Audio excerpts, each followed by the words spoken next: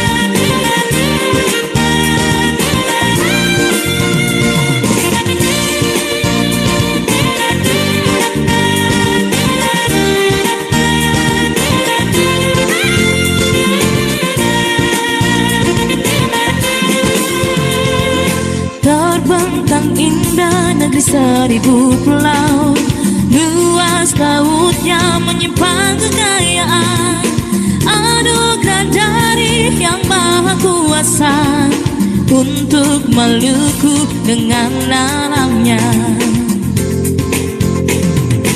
Illegal fishing yang merajalela terus menguras lautan kita. Jangan biarkan itu semua, mari bersama kita singkirkan. Sekarang waktunya bangun Maluku dengan lautnya. Keramba jaring apung, pancing kita siapkan, mari rebut emas biru laut Maluku.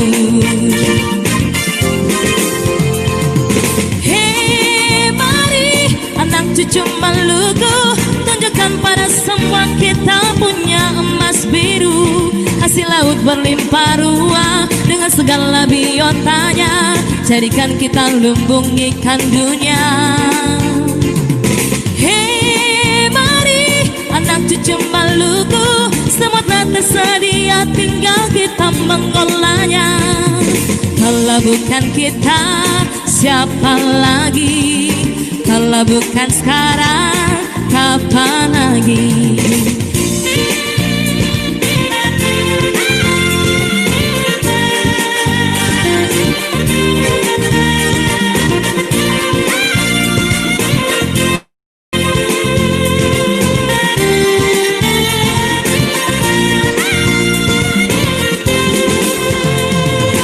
Illegal fishing yang merajalela terus menguras lautan kita.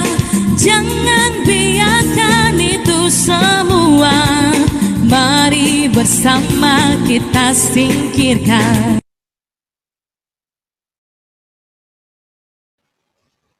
Baik, selamat datang Bapak Ibu semua. Selamat datang di webinar kita hari ini. Saya akan bacakan sekilas mengenai ground rules. Semua Ibu akan di dalam posisi di mute, kemudian mohon Bapak Ibu semua bisa menyalakan videonya agar kita bisa saling mengenali satu sama lain. Dan apabila ada pertanyaan bisa disampaikan melalui chat box yang ada di bawah. Silakan stay sampai selesai karena nanti kita akan ada kuis dan juga ada hadiah untuk bersama. Baik, terima kasih. Selanjutnya saya silakan kepada Bung Iwan. Oke, terima kasih Bu Linda. Mohon sebelumnya Pak Doni bisa dijadikan co-host karena barusan ya sudah. Iya. Oke, terima kasih.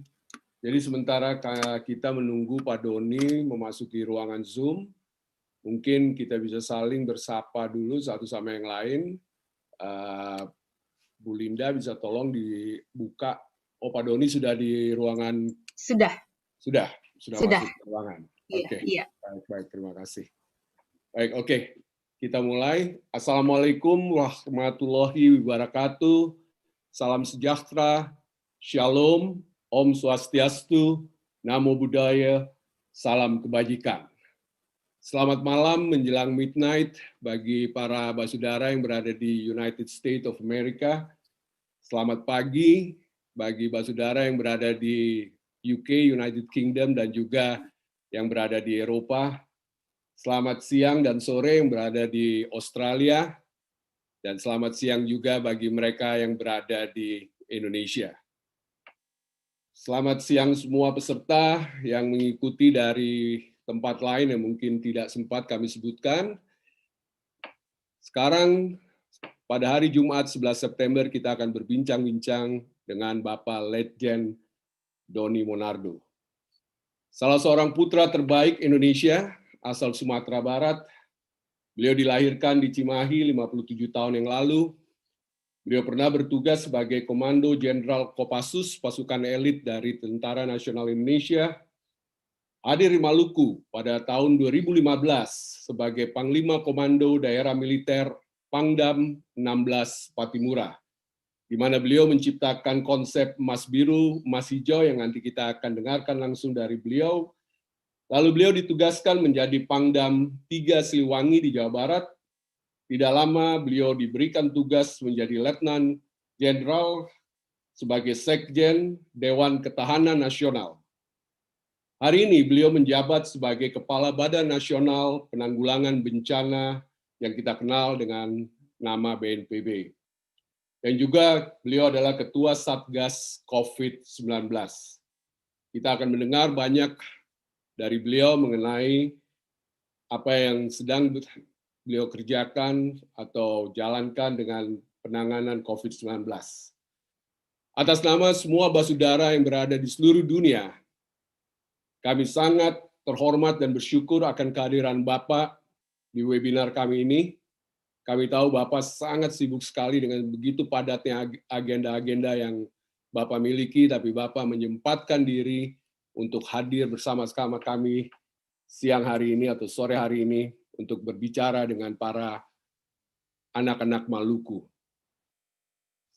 Sama-sama semua kita sebagai satu basudara menyambut kehadiran Bapak Letjen Doni Monardo. Selamat siang, Pak.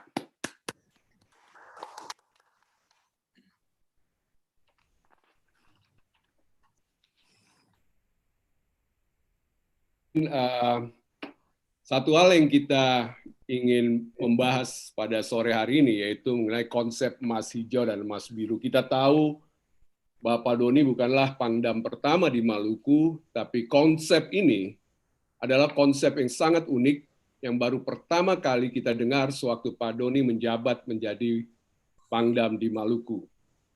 Kita semua yang hadir di pertemuan ini ingin tahu, Pak, bagaimana sih proses sampai Bapak menciptakan atau datang dengan konsep emas hijau, emas biru bagi Maluku. Terima kasih, Pak Doni. Terima kasih, Bung Iwan. Assalamualaikum warahmatullahi wabarakatuh. Salam, Om Swastiastu, Namo Buddhaya, salam kebajikan. Selamat pagi, siang, sore, malam, subuh untuk seluruh basudara Maluku dimanapun berada. Biar saya sampaikan sekaligus. Potong di kuku, rasa di daging. Ale rasa, beta rasa. Sagu salempeng dipotong 2. Itulah sebuah kalimat peribahasa Maluku yang bisa selalu teringat dan terkenang, Pak Iwan. Ya, Kemudian itu juga yang akhirnya membangun semangat kebersamaan bahwa masyarakat Maluku memiliki budaya yang sangat erat dengan alam, dengan lingkungan, dengan nilai-nilai persaudaraan, nilai-nilai persahabatan yang sangat tinggi. Dan ini juga yang menjadi kekuatan saya ketika saya diberikan tugas sebagai Pangdam di Patimura. Kenapa demikian? Karena sepanjang saya bertugas di TNI, dari mulai letnan sampai dengan terakhir sebagai Pangdam Patimura, saya lebih banyak memimpin prajurit yang berasal dari Indonesia bagian timur. Dari Maluku, dari NTT, saya pernah dinas di Bali juga, kebanyakan adalah anak-anak dari NTT, NTB, dan juga termasuk di Papua. Saya merekrut belasan putra-putra Papua untuk menjadi pengawal Presiden saat itu. Sampai hari ini mereka masih bertahan sebagai pengawalnya Presiden Jokowi. Apa yang ada, saya lihat nilai-nilai kesetiaannya luar biasa. Dan saya setiap memimpin penugasan, kalau saya sudah punya anak buah pasukan dari Maluku, saya tidak ragukan lagi. Keberaniannya tiada tara. Nah, ini juga yang akhirnya saya manfaatkan. Ketika saya menjadi Pangdam, ada perlombaan, Pak Iwan. Ini sedikit nostalgia, Pak Iwan. Karena dari pagi sampai sore cerita COVID terus. Cerita COVID terus, jadi tegang ini. COVID-nya nambah terus ini. Nah, jadi Pak Iwan, apa yang terjadi? Ternyata dengan semangat yang luar biasa, untuk pertama kali tentara dari Patimura itu bisa juara 1 mengalahkan pasukan Kostrad. Ada nggak? wow. Itu baru pertama dalam sejarah. Setelah itu sampai sekarang juga nggak ada lagi. Saya mau perlihatkan ya. Ini sebuah kebanggaan saya sebagai Pangdam. Saya buktikan bahwa anak-anak Maluku asal dididik, asal dilatih dengan baik akan bisa tampil sebagai pemenang dalam event apa aja, terutama olahraga. Ini buktinya. Luar biasa. Belum ada tentara atau kesatuan di luar Pulau Jawa, Pak, yang menang. Baru kali ini tentara dari Kapiten Patimura, Pak. Luar biasa. Nah, ya jadi saya lihat ada suatu hal yang apa namanya kekuatan. Jadi kalau kita bisa bangun kebersamaan, kalau kita bangun kekompakan, hasilnya seperti ini. Nah, Pak Iwan, tadi Pak Iwan tanya ke saya tentang program Mas Biru Mas Hijau. Ya. Saya mendarat di Bandara Patimura itu sekitar bulan Juli, pertengahan tahun 2015. Kalau nggak salah, saya lupa juga. Antara Juli dan Agustus. Agustus. Ya.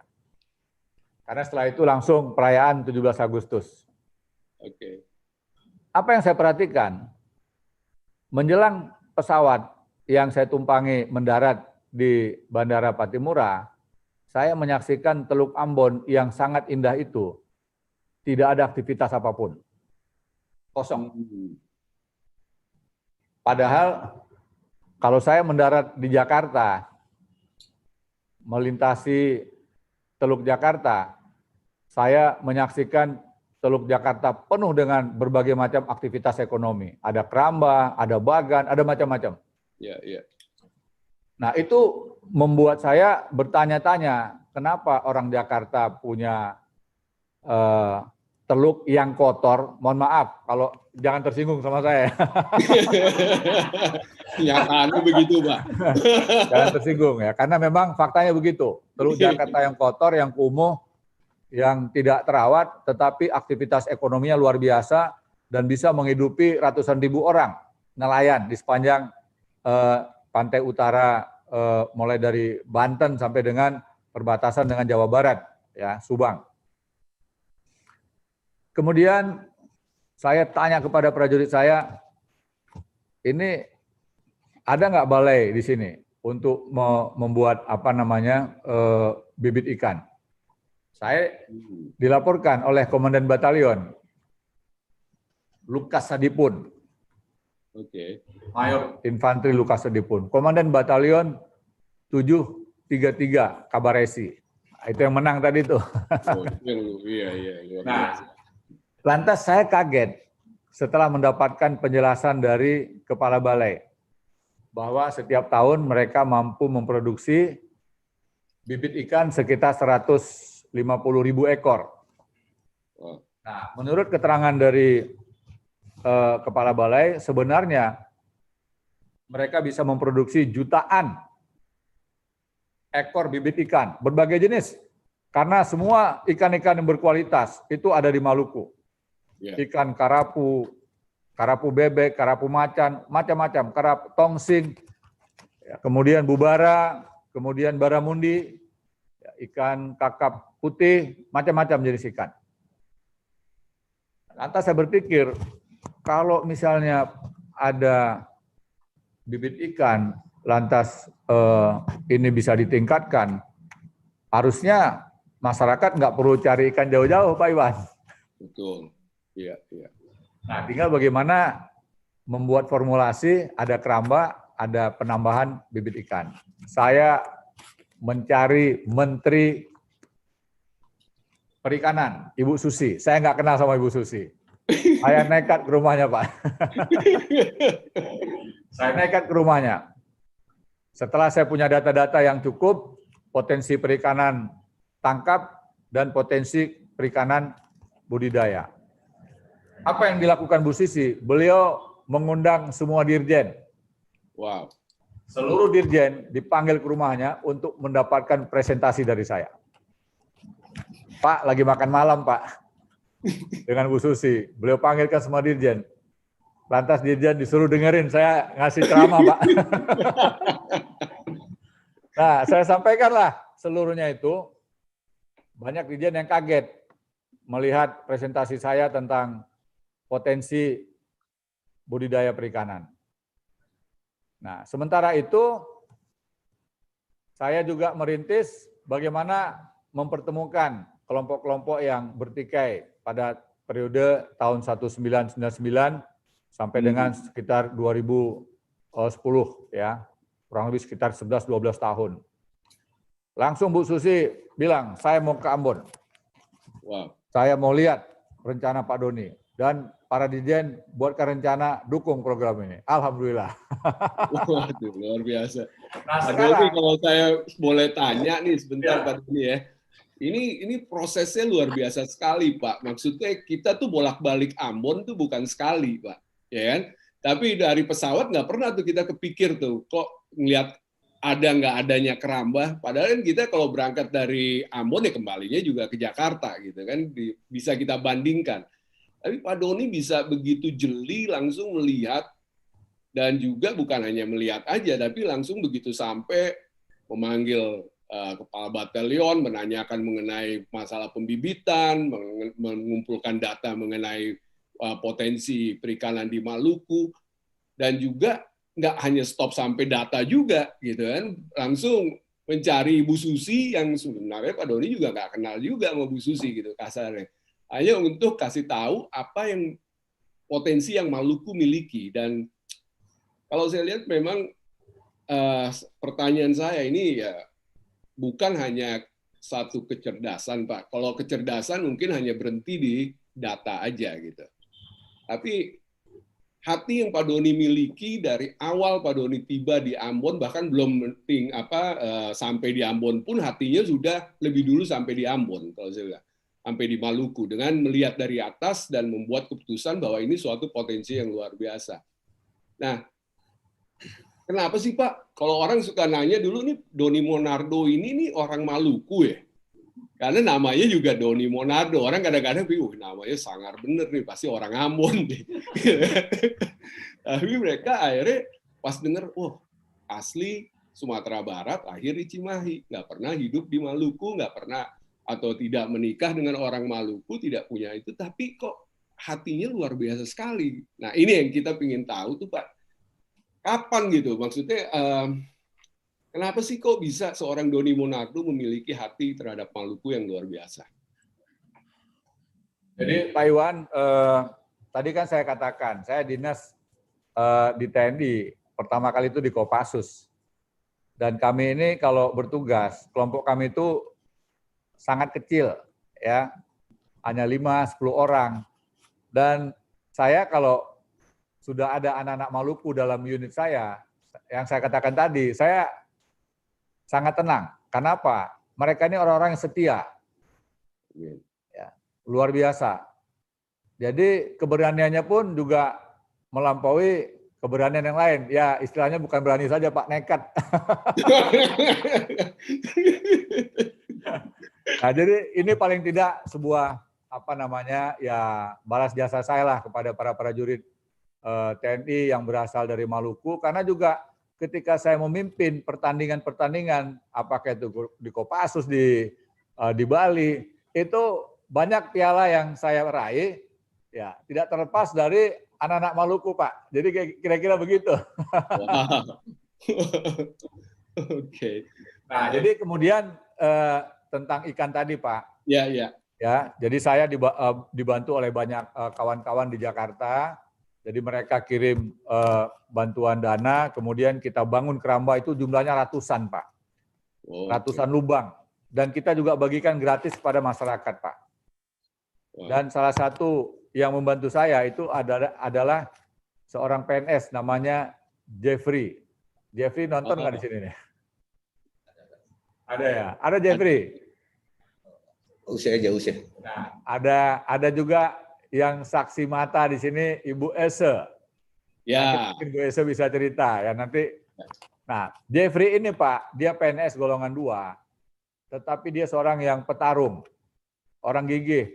Waktu saya memulai program ini, ada yang mengatakan pada saya, Pak Doni, Anda cuma ngabiskan uang. Berapa belas miliar dana yang sudah Anda kumpulkan untuk membantu program ini. Nanti pasti nggak jadi, karena mereka, mohon maaf, tanda petik, anak-anak malas-malas katanya gitu. Saya bilang nggak ada yang malas. Yang malas itu pemimpinnya, karena nggak pernah kontrol, saya bilang. Nah, apa yang terjadi, Jeffrey ini Pak, sampai sekarang dia masih melakukan aktivitas budidaya perikanan, dan dia bisa nyekolahkan anaknya di Fakultas Kedokteran. Wow. Universitas Patimura. Seorang pegawai dengan gaji mungkin sekitar 4-5 juta, tapi bisa menyekolahkan anaknya di Fakultas Kedokteran. Dari mana biayanya, Pak? Dari keramba botol bekas namanya. Wow. Artinya apa? Kalau masyarakat Maluku ini mau untuk menyiapkan program-program baik jangka pendek maupun jangka panjang, nggak ada orang Maluku yang miskin, Pak. Bahkan saya pernah mengatakan, mohon maaf, jangan ada yang tersinggung, itu lama-lama kalau ini bagus programnya, itu debt collector di Jakarta bisa pindah semua ke Maluku, saya bilang. Amin. Amin, betul, Kenapa? Pak. Harga 1 kilogram ikan, Pak. 1 kilogram ikan kerapu tongsing, Pak. Itu diekspor itu 1,2 juta rupiah, Pak, 1 kilogram. Wow. Dan kita mendapatkan ikan kerapu tongsing itu dengan mudah di Maluku, Pak. Saya mancing ikan, nggak perlu dapat bibit, Pak. Itu tiap berapa menit sekali pasti dapat kerapu tongsing, Pak. Walaupun ukurannya tidak terlalu besar. Nah, kalau ini bisa dirawat untuk sekian bulan, inilah yang saya katakan emas biru, Pak. Wah, luar biasa. Karena harganya tidak kalah dengan emas yang benar. Ya. Betul, betul. Jadi kenapa biasa, program Pak ini jalan? Bahwa ketika Presiden saya bawa, coba tayangkan. Ketika Presiden saya laporkan pada tanggal 17 Februari tahun 2016, beliau bertanya ke saya, Pak Doni, untuk apa untuk apa program budidaya ini? Nah, Presiden sudah kenal sama saya selama beliau jadi gubernur, saya ngurusi masalah tanaman. Nah, beliau tanya sama saya, untuk apa? Saya bilang, Bapak Presiden, ini adalah alat bagi kami TNI untuk melakukan pendekatan kepada masyarakat. Jadi, Pak Iwan, sepanjang saya menjadi Pangdam di Patimura, Saya nggak pernah bawa senjata, Pak. Senjata saya adalah ini, program Pak, Emas Biru Emas Hijau, Pak. Dan aman sepanjang waktu, Pak. Wah, luar biasa sekali. Jadi ini alat, Jadi kalau ada yang bertanya, ya kenapa seperti ini? Ini adalah alat kami. Ya. Dan alhamdulillah Pak Iwan, apa yang terjadi? Kelompok-kelompok yang bertikai belasan tahun yang lalu, akhirnya bertemu di Keramba, Pak. Ada fotonya. Wow. Halaman ini nih, 7. Bertemu di Keramba dan akhirnya melakukan berbagai macam program yang berhubungan dengan budidaya perikanan. Ya. Nah, inilah yang mungkin banyak orang yang tidak pernah memikirkan. Nanti Bu Else saya minta mungkin bisa memberikan penjelasan sedikit apa yang terjadi pada awal-awal. Ini adalah mempertemukan kelompok-kelompok yang bertikai, dan ketika mereka keluar dari asrama, mereka tidak mau bertegur sapa, Pak. Wow. Mereka hanya berani berbicara satu sama lain itu ketika berada di asrama, di barak.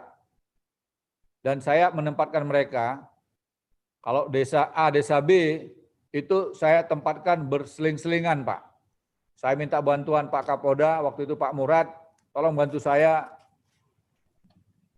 dengan unsur dari Polda agar bisa ikut membantu mengamankan. Saya takut tiba-tiba terjadi perkelahian di barak. Iya.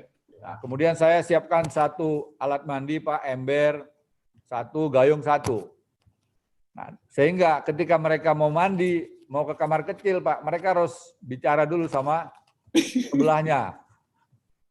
Nah, inilah proses awal yang terjadi, dan di sana dilihat ada foto, ya, kemudian ada Direktur Utama Bank BRI, Bapak Asmawi, sama Bapak Wakil Gubernur. Ini yang memulai program, Pak.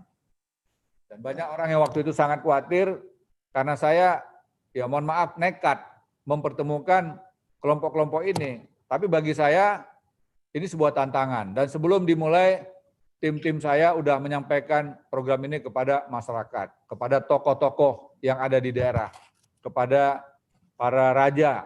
Jadi sebelum kita mulai ada komunikasi, Pak. Nah, setelah acara pertama ini berlangsung, Pak, itu mereka, Pak, bertangis-tangisan, Pak.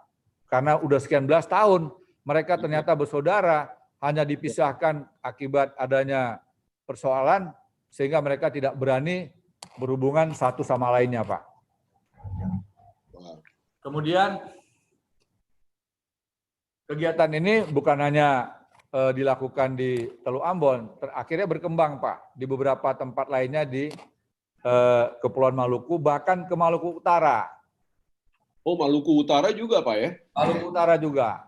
Bahkan pimpinan TNI waktu itu memerintahkan Aster Panglima TNI agar para dan lanal untuk berangkat ke Maluku belajar tentang budidaya perikanan, Pak. Wah. Jadi tentara angkatan laut ditugaskan untuk belajar sama tentara darat, Pak. Produksi keramba ini, Pak. Wow. Nah, ini luar biasa, Pak Iwan. Dan kita lihat sekarang bahwa semua negara itu butuh pangan. Antara lain adalah ikan. Dan kita melihat perikanan tangkap semakin hari semakin berkurang volumenya di lautan. Apalagi kalau seandainya penangkapan itu menggunakan alat tangkap yang tidak ramah lingkungan. Dan saya harus menyampaikan di sini, masa depan perikanan itu seharusnya bukan berada di perikanan tangkap, tetapi pada perikanan budidaya. Kenapa demikian? Kita memiliki ribuan pulau, Pak, belasan ribu pulau. Yeah. Ya. Dan Maluku termasuk daerah dengan jumlah pulau terbanyak di Indonesia. Kalau seandainya antar pulau yang jaraknya dekat-dekat itu, Pak, dikasih jaring, tentunya dipilih pulau-pulau yang risiko akibat pengaruh ombaknya tidak besar, lantas dibangunkan jaring, dibangunkan pengaman, maka tinggal dilepas saja bibit ikan, Pak. Biarkan saja beberapa bulan. Dalam waktu yang tidak lama, mungkin ikannya nggak perlu dikasih makanan, Pak, karena alamnya sangat bagus, koralnya sangat bagus. Betul. Pak, ini solusi yang terbaik, Pak. Betul sekali. Karena Pak. pada saat musim tertentu, nelayan kita tidak bisa ke laut. Bapak bisa tanya nanti kepada para nelayan, setahun itu berapa kali mereka bisa ke laut itu? Nggak mungkin, Pak, sepanjang tahun, Pak. Karena ada cuaca yang nggak bisa dilawan oleh manusia. Betul. Ini Nah, betul inilah sekali, yang- Pak Doni. Karena kalau, maaf saya potong lagi, Pak, karena kan kita juga, saya pribadi membawa masuk ikan ke Australia, Pak. Dan memang Australia, di pasaran ikan di Australia itu membutuhkan ikan-ikan yang dari tambak, Pak, dari budidaya. Bahkan dia hanya mau beli kayak baramundi, contohnya, Pak. Itu dia nggak mau beli baramundi yang ditangkap liar. Dia mau beli dari budidaya. Dan waktu kita masukkan juga kayak tuna ke Australia, itu ada saat-saat di mana supply dari Maluku itu tidak bisa memenuhi permintaan pasar karena ya tadi kayak Bapak bilang, ombaknya besar, nelayan takut keluar. Jadi konsistensi supply juga tuh mengalami kesulitan. Dan ini idenya luar biasa sekali, Pak. Saya lihat dengan budidaya, karena pasar larinya pun akan ke arah situ, Pak, nanti budidaya itu. Dan tidak akan merusak lingkungan juga. Gitu. Jadi maaf, Pak, jadi saya hanya mau berikan tadi. Betul, Pak. Kalau pola ini bisa dilakukan, pengusaha dari berbagai daerah mungkin bisa survei dulu, melakukan kajian. Ya. Saya yakin, Pak, kita nggak perlu keramba, Pak. Keramba ini kan kalau tempatnya nggak ada untuk memelihara ikan. Nah, di Maluku ini, Pak, mungkin ada ribuan teluk-teluk yang bisa dimanfaatkan untuk menjadi kandang ikan, Pak. Kalau kita punya kandang ayam, harusnya Maluku itu punya kandang ikan, bank ikan, Pak. Jadi ketika cuaca jelek, tidak bisa menangkap ikan di laut, masyarakat tidak usah kesulitan, cukup mengambil ikan di tempat yang sudah disiapkan. Dan itu jumlahnya sangat banyak, Pak. Di kepulauan di Seram, kemudian di beberapa, kalau Ambon mungkin tidak terlalu banyak ya, Pulau Ambon karena kecil ya. Tetapi di banyak tempat lainnya cukup ya. Di Kepulauan Aru apalagi, Pak, banyak sekali. Ya, jadi ke depan jangan kita hanya tergantung kepada perikanan tangkap. Dan kita harus berpikir untuk program perikanan budidaya. Karena kalau perikanan tangkap, walaupun jumlahnya banyak di laut, kalau data yang saya peroleh terakhir, kalau nggak salah sekitar 12 juta ton ikan yang ada di wilayah nasional kita. Dan untuk di Maluku saja, kalau nggak salah sekitar 3 sampai 4 juta ton ikan. Ya. Nah, tapi walaupun ikannya banyak, kalau alat tangkapnya tidak mencukupi, ya tetap aja ikannya cuman potensi doang, ya nggak bisa kita nikmati secara penuh. Tapi kalau budidaya, jelas ikannya 1.000 ekor bibit ikan yang dilepas Presiden Jokowi pada tanggal 9 Februari, Pak, 9 Februari tahun 2017 itu 100% hidup, Pak. Oh ya, 100% ikan apa tuh, Pak? Bibit ikan apa tuh, Pak?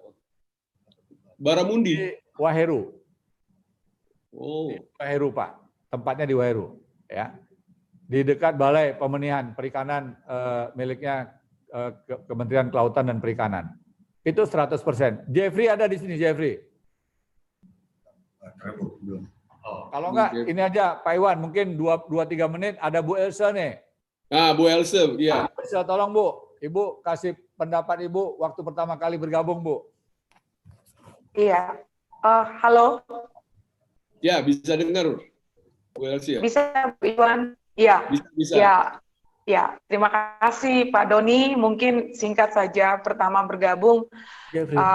Saya benar-benar respect karena waktu itu secara pribadi saya marah sekali buat negara Indonesia, sehingga sejak kerusuhan sampai 15 tahun itu saya nggak pernah mau nyanyi lagu Indonesia Raya dan tetap mengerjakan kegiatan kemanusiaan, bahkan waktu itu juga di Advance Maluku, tetapi di hati saya benci dengan negara ini karena merasa tidak adil. Tapi ketika waktu Bapak datang dan saya dikasih nomor oleh teman saya di Australia, Saya kaget, saya ada di negeri EMA dan sedang melakukan kegiatan EMA bergerak, dapat SMS dari Pak Doni bahwa ibu saya bisa telepon, saya Doni Monardo, Pangdam 16 Patimura. Saya pikir bagaimana ini apalagi, tetapi ketika kemudian saya datang dan bisa melihat bahwa sedang mengumpulkan masyarakat dari desa-desa yang berkaitan latihan perikanan, kebetulan saya perikanan.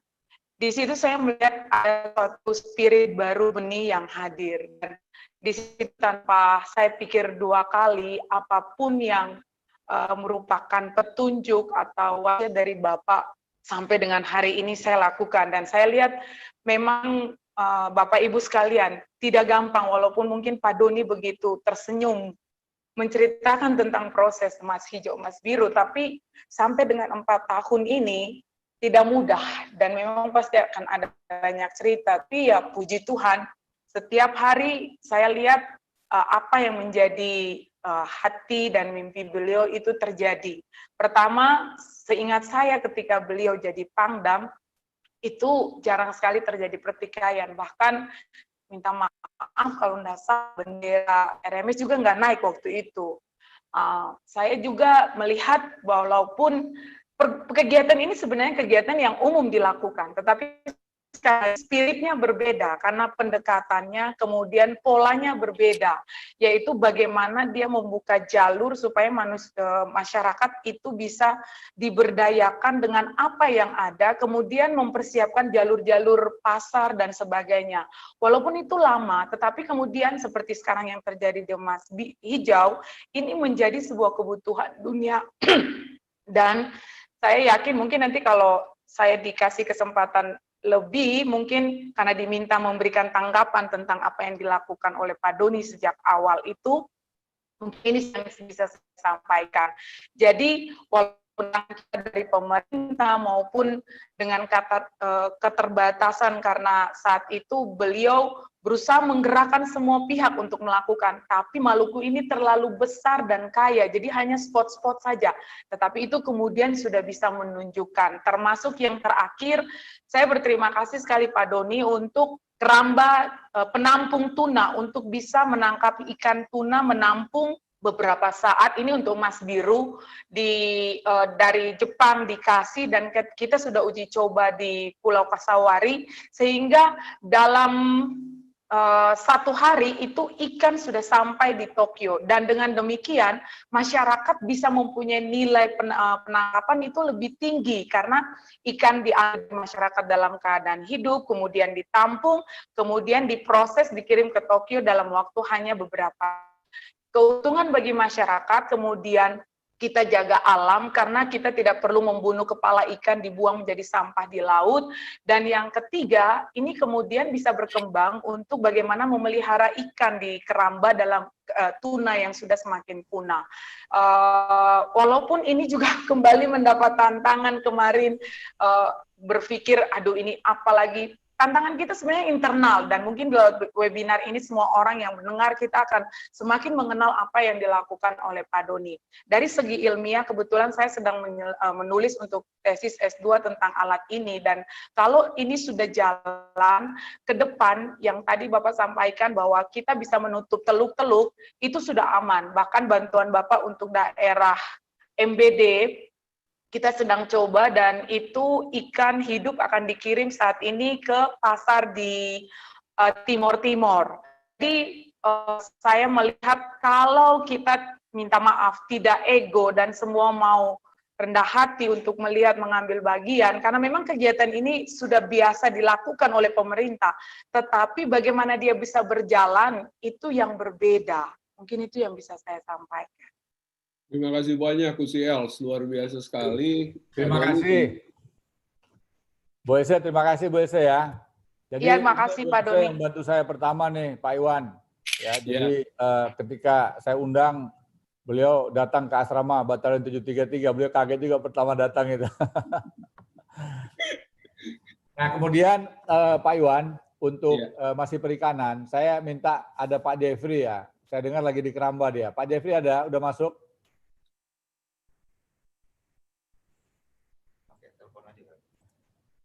Nah, kalau enggak, saya lanjutkan Pak Iwan. Ini Pak Jeffrey udah masuk nih. Oh iya. Oh bukan, beda. Jeffrey Maleholo. Sorry. Pak Doni Ini boleh Sulamta. minta izin Pak kalau anak muda kayak Amrullah Usemahu Pak. Pak Use juga silakan, Pak Use. Pak Use ya Pak ya, silakan Pak ya. Pak Use dulu mungkin kasih Pak gambar. Use silakan. Siap, mohon izin Bapak. Terima kasih atas kesempatan diberikan kepada saya. Mungkin kalau bercerita tentang emas biru sama emas hijau ini, ceritanya cukup panjang yang tadi disampaikan oleh Ibu LC. Saya sangat bersyukur. Selama ini mungkin saya lebih condong dulu karena lebih aktif di organisasi kemahasiswaan, aktivis, jadi menyampaikan aspirasi itu sedikit terbuka ya, maksudnya terkait dengan ide-ide perikanan. Tapi kemudian karena saya juga di instansi teknis, saya melihat perikanan Maluku ini masih stagnan sebelum Pak Doni masuk dengan emas biru. Saya kaget waktu itu, saya lagi di lapangan, saya di atas kapal, kemudian saya baca itu, ada berita di media bahwa ada seorang jenderal bicaranya emas biru. Wah, jenderal siapa nih yang bicara emas biru? Padahal Maluku selama ini, dari sisi perikanan ini kan, kalau mau dilihat, dari sisi kemiskinan, maksudnya untuk terkait daerah, kita masih nomor 4 termiskin di tengah posisi kita kekayaan sumber daya alam yang sangat melimpah, perikanannya sangat luar biasa. Makanya Pak Doni menyampaikan ide bahwa emas biru, saya langsung dengan teman-teman Ikatan Sarjana Perikanan Indonesia, kebetulan di situ juga ada Iskandar yang dia aktif di organisasi perikanan juga sama-sama dengan saya, kita ketemu dengan Pak Doni waktu itu di Kodam. Dan kita menyampaikan ide, Pak, saya selama ini baru pernah mendengar ada kegiatan seorang tentara berpikir seperti ini, dan kemudian pendekatannya adalah pendekatan keamanan berbasis kesejahteraan. Makanya saya rangkul semua teman-teman Ikatan Sarjana Perikanan Indonesia yang ada di Maluku, mari kita bantu ini. Pak Doni punya program, kita bantu apa yang bisa kita laksanakan, kita kawal. Jadi waktu itu saya sempat ikut Pak Doni berapa kali, ikut sampai di Sanana, kemudian ada beberapa tempat kita turun lapangan lah, yang kemudian tadi Pak Doni bilang teluk jadi untuk keramba, selain keramba jaring apung, itu teluk juga ditutup untuk membudidaya ikan. Nah itu yang saya lihat, sebenarnya Pak Doni sampaikan udah betul. Kalau kita bicara potensi sumber daya ikan, kebetulan saya juga lagi lanjut S2 terkait pengelolaan sumber daya perikanan, pesisir dan laut. Kalau bicara ikan 4 juta ton di Laut Maluku, ini 4 juta ton ikannya ada enggak nih?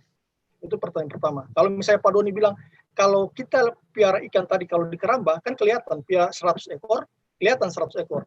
Makanya yang kita dorong, kebetulan saya sementara ini masih aktif dengan beberapa organisasi perikanan nasional, kita melihat bahwa perikanan budidaya ini kan ke depan trennya semakin naik.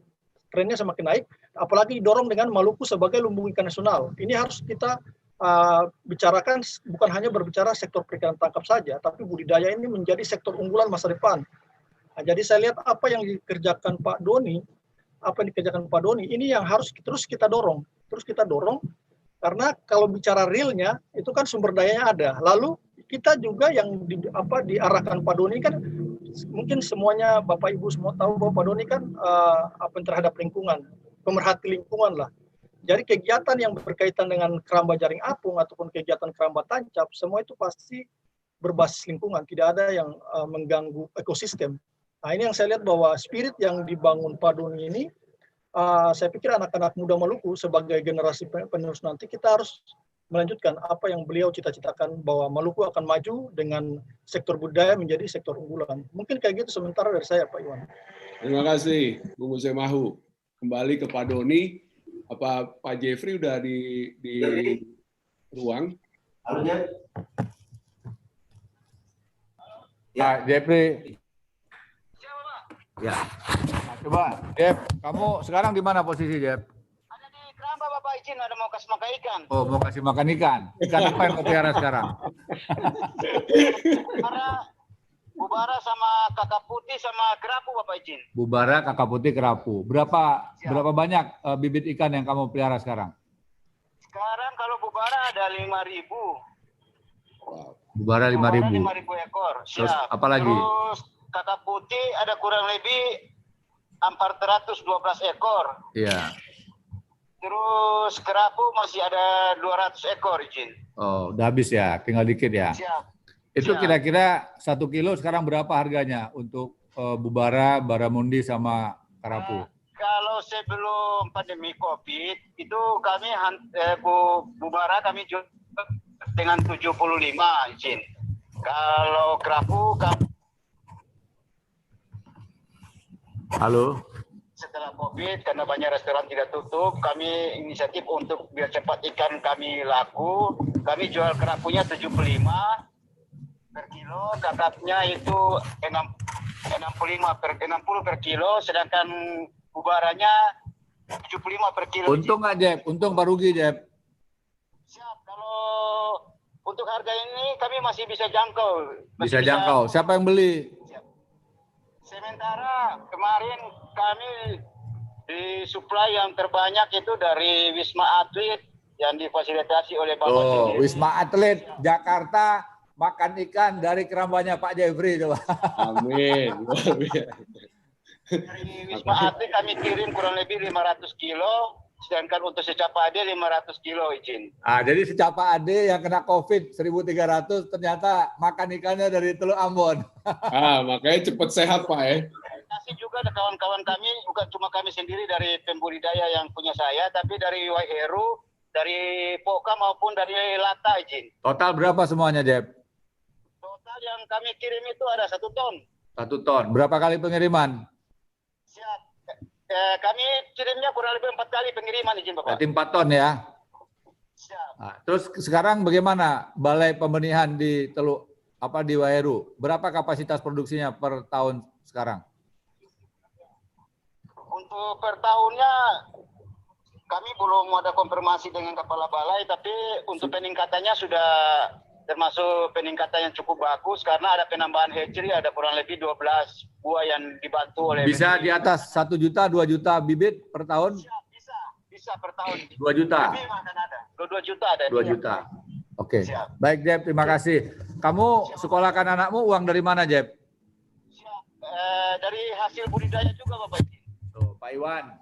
Menyekolahkan anak dari hasil budidaya, Pak Iwan. Hebat, luar biasa sekali. Sekarang sudah ambil kuas besar lagi di RSU. Oh, udah koas ya. Siap, kuas besar. Ya, selamat Jeb ya. Jadi sampai budidaya, makan ikan terus, tambah sehat, anak-anak jadi cerdas. Makasih Pak Iwan, jadi ini program Mas Biru, Pak Iwan. Jadi saya pikir harus ada terobosan, apalagi kalau didukung teknologi nanti Pak Iwan. Ya, dengan teknologi saya yakin akan semakin luar biasa. Laut Maluku, menurut pandangan saya dan juga beberapa teman-teman yang sudah berkunjung ke Maluku, salah satu laut terbaik di dunia. Karena bersih, temperaturnya stabil. Apalagi yang berada di posisi di sekitar utaranya Utara Seram, di sekitar daerah Bacan. Itu temperaturnya menurut para pengusaha Korea Selatan, temperaturnya stabil Pak, di angka 25-26. Apapun musimnya, temperaturnya stabil. Dan mereka budidaya ikan udang di sana, udang faname, tapi bukan di tambak, namun di keramba. Dan saya disuruh makan udang mentah, Pak. Jadi saya datang ke sana, dia bilang ini udangnya bisa dimakan. Harus masak dulu, saya bilang. Enggak, ini sashimi asli katanya gitu. Wow. Jadi diambil udangnya, Pak. Kemudian dilepas kepalanya sama kulitnya. Kemudian dicelupin di kecap saja, Pak. Makan, Pak. Itulah sashimi alami katanya. Nah, ini kan Bapak barusan nyinggung mengenai udang, Pak ya. Sekarang katanya yang lagi tren tuh adalah udang, budidaya udang dan lobster, Pak. Dan kebetulan menurut penelitian lobster itu hanya bisa bertelur di daerah NTT, Papua, dan Maluku. Menurut Pak Doni bagaimana tuh Pak untuk ke depannya kalau Maluku budidaya lobster dan udang? Ya Pak, betul Pak. Jadi Maluku termasuk salah satu tempat tersedianya bibit lobster. Okay. Saya pernah dikirimi lobster, Pak Iwan. Lobster mutiara. Pak Iwan kira-kira tebak berapa kilo beratnya yang saya pernah terima, Pak? Bisa nggak Bapak sebutkan? 3 kilo. 5 kilo, Pak. Besar amat, Pak. Ya, besar sekali. Lobster mutiara. Ya. Kemudian ada saya punya seorang prajurit juga yang dinasnya di Seram, Pak. Itu pernah mendapatkan seekor lobster mutiara yang dalam kondisi sedang punya telur, Pak. Dan itu tidak boleh udah kesepakatan kalau yang bertelur itu harus dipelihara, Pak. Dan setelah dia menetas, itu jumlahnya mungkin mencapai ratusan ribu, Pak. Wow. Ya, jadi banyak sekali potensi yang didapatkan di Maluku, Pak. Termasuk juga di antara Moalakor, Selat Moalakor. Mungkin Pak Iwan belum pernah saya tunjukkan. Belum pernah, Pak. Udah pernah belum aja saya baru kali tunjukkan? ini, Pak, dengar. Coba tayangkan koral di Selat Moalakor. Ini staf saya yang nonton, ini pasti nanti minta izin ke saya mau ke sana itu, Pak. Ya, Pak. Koralnya ada nggak? Oh, bukan ini bukan koral di situ tuh. Bukan. Nah, Moalakor mungkin tidak banyak yang ini ibu kota dari Maluku Barat Daya. Kabupaten Maluku Barat Daya. Oke. Nah, Maluku Barat Daya. Jadi Selat Moalakor itu sangat indah, Pak. Tapi saya nggak tahu nih, ini koralnya rasanya bukan ini nih, Pak Asim. Ini dari tempat lain nih. Jadi itu indah sekali, ya.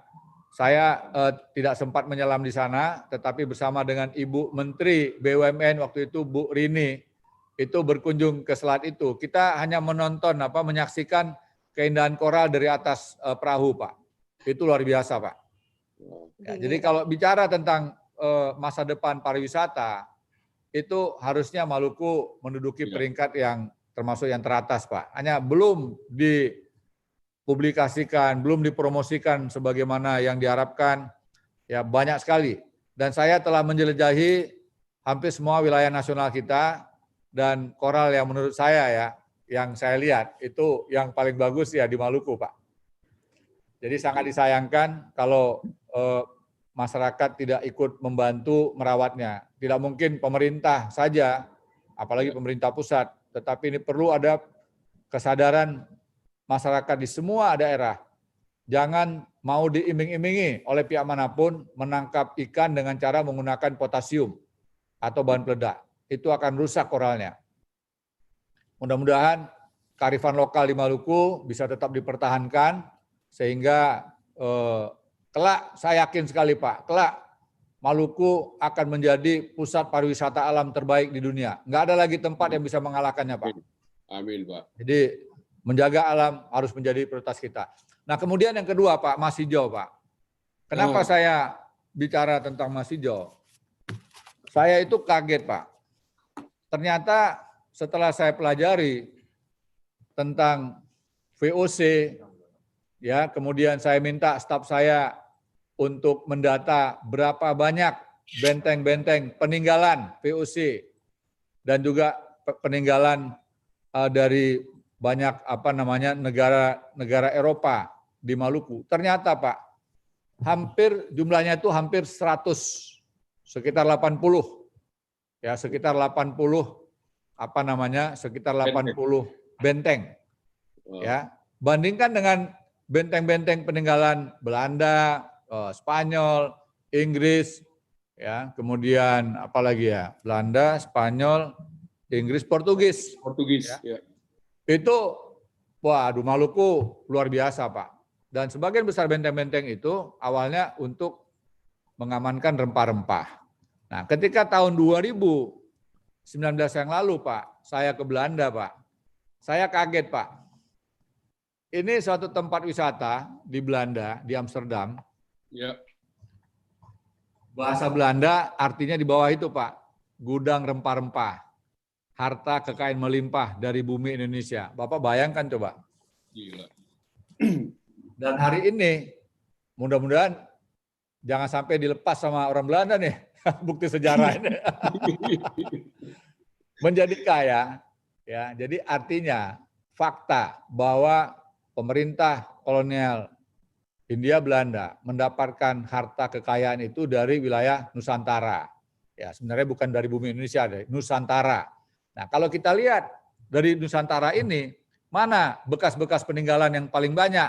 Ya, lihat saja peninggalan Belanda, Portugis, dan beberapa negara lainnya, terutama VOC punya, di wilayah Nusantara. Aceh ada, betul. Ya, Pulau Jawa ada, betul. Tetapi paling banyak di wilayah Maluku dan Maluku Utara. Ini fakta, ya, saya rasa tidak ada satupun yang berani membantahnya. Ya. Sehingga ketika saya mendapatkan data di Wantanas ini Pak, waktu saya di Wantanas, VOC adalah perusahaan terkaya di dunia sampai hari ini. Mengalahkan hartanya milik Bill Gates, milik Apple, Facebook, Amazon, semuanya dikumpulkan Pak. Ada 20 perusahaan multinasional hari ini itu setara dengan harta miliknya VOC 7,9 triliun US dollar. Sekali lagi 7,9 triliun US dollar.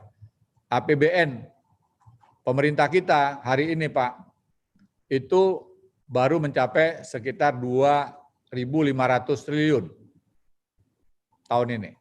Rupiah. Atas cadangan devisa kita itu belum pernah beranjak lebih dari 150 atau 140 miliar US dollar. Ya, Pak, kalau dibandingkan VOC Pak, kira-kira berapa kali kita punya cadangan devisa Pak? Itulah VOC. Sekarang pertanyaannya, dari mana VOC dapat harta sebanyak ini? Paling banyak adalah dari bumi raja-raja. Kalau kita lihat apa jenis yang diperoleh, ya, cengkeh, pala, ya, pala harganya pernah setara dengan 1 kilogram emas, 1 kilogram pala. Bahkan Pulau Run yang ada di Banda, milik Belanda, ya, Pulau Banda, miliknya Belanda, ditukar dengan Manhattan, New York, di Amerika Serikat, miliknya Inggris. Ulangi, kebalik. Ya, New York, Manhattan, New York milik Belanda, dan Pulau Run adalah milik Inggris. Ditukar Pak, barter Pak. Sekarang Manhattan, New York sudah menjadi kota metropolitan dan pusat perekonomian global terbesar di dunia, sementara Pulau Run yang dulu nilainya sangat tinggi karena pala, sekarang ya masih seperti ini saja Pak. Nah, ini pun yang menurut saya kalau mau dioptimalkan, jadikanlah wisata sejarah. Ya, ya. Untuk mendatangkan lebih banyak wisatawan untuk mengenal bagaimana proses terjadi pertukaran itu. Ya. Belum lagi banyak tempat Pak, ya. Nah, selain emas, selain emas hijau, selain pala, cengkeh, ada lagi Pak, ya, gaharu. Saya menemukan banyak pohon gaharu di berbagai daerah di dataran Maluku. Kemudian ada damar juga, ya. Ada masoya. Ternyata kalau tidak salah, kota Masowi itu dulu banyak didapati pohon masoya. Dan orang Papua menyebutnya itu pohon masoi. Pohon masoya itu masoi. Karena mereka dulu pernah mengambil biji masoi dari Pulau Seram. Dan sekarang Pak Iwan, Bapak Ibu sekalian yang menghadiri acara ini, silakan ketik di Google masoya. Parfum Hermes masoya. Parfum Hermes, ya. Itu dari kulit kayu masoya. Dari kulit Pak, kulit kayu masoya dengan harga termasuk yang termahal. Dari mana pohonnya? Dari Maluku. Nah, sekarang di Maluku habis karena cara ngambilnya ditebang Pak. Orang Papua dia ambil kulitnya Pak, ada yang ngajarin. Nah, padahal untuk buat bibit ini sulitnya minta ampun Pak. Ya. Kemudian ada lagi gaharu tadi sudah. Gaharu yang ada di Maluku itu juga kualitasnya banyak yang bagus, Pak. Ya, tapi karena mungkin perawatannya kurang sehingga nilainya tidak begitu bagus, sehingga ketika ada orang yang ingin beli gaharu dari Maluku, ya mungkin dapat kualitas yang kurang begitu bagus. Kemudian ada lagi coba tadi. Ya, cengkeh tadi sudah, masoya. Kemudian kalau pinang sudah cukup ya. Kemudian lanjut ya, kopi. Terus. Nah, kopi, ini kopi, ada kopi di daerah Seram Barat. Itu nama kopinya apa ya? Sapalewa, Pak. Kopi Sapalewa. Iya. Kopi Sapalewa. Kopi Sapalewa ini berada pada ketinggian 2000 meter di atas permukaan laut. Pak Iwan. Wow. Dan kopi ini hanya diekspor ke Eropa, Pak, oleh pemiliknya, bekerja sama dengan masyarakat. Artinya, Pak, tanah raja-raja ini itu punya potensi yang luar biasa, Pak. Kopinya harganya mahal, ya. Banyak sekali, Pak. Kemudian ada lagi ya pohon yang namanya pohon cendana, Pak. Cendana. Jadi banyak orang yang tidak tahu bahwa Maluku itu punya pohon cendana. Ada nggak cendana di sini? Di mana? Udah di Jawa itu aja, di Pak. bagian selatan, Pak. Jadi Pulau Wetar, kemudian pulau di utaranya Pulau Moa, Pak. Oke. Pulau apa namanya, Pak Usi? Di utaranya Pulau Moa itu. Ada pulau. Wetar Lirang, Pak. Iya, bukan. Lirang. Di utara Moa, di utara Moa. Romang. Pak Iwan, Pulau Romang itu punya banyak cendana, Pak. Hanya kita sudah ingatkan, jangan terus nanti kalap ditebangi semua, Pak. Iya. Nah, para pengusaha yang masuk ke sana sudah kita ingatkan, boleh ngambil dengan ukuran tertentu dan setiap mengambil satu batang pohon harus nanam 10 sampai 20, Pak. Oh, bagus. Ya, jadi jangan enak-enak saja ngambil pohon tanpa mau nanam pohon. Nah, ini yang perlu kita lakukan supaya ada sustainability, ada keberlanjutan sehingga tidak hilang. Orang taunya cendana itu dari NTT, ada di Romang, Pak, ada di Wetar juga.